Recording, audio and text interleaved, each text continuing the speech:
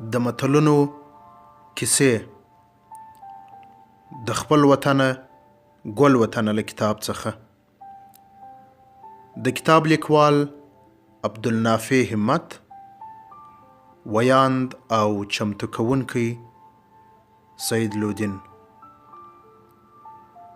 متل دی وایي پکه دا د لا بله سپکه.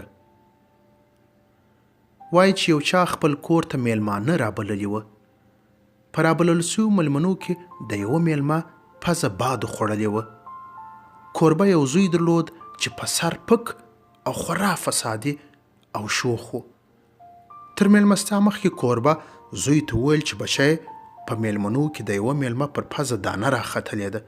پام دې وي چې ډېر ورته ونه ګورې، ځکه چې میلمه شرمیږي او زموږ نوم بدیږي.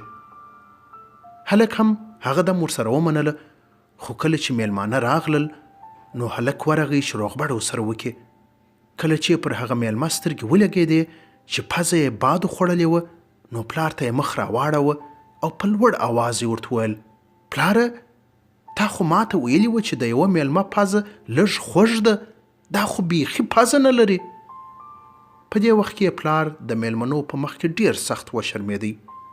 لاسونه یې سره ومروړل او ویې ویل: پکه دا د لا بله سپکه.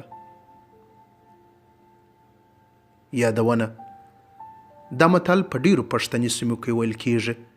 کله چې یو داسې څوک چې له پخوا څخه د ناوړه کارونو له امله مشهوره وي او پر خپلې بدنامۍ سربیره یو بل داسې ناوړه کار وکړي چې له خلکو څخه یې پخواني بد کارونه هیر سي، نو خلک دا متل وایي.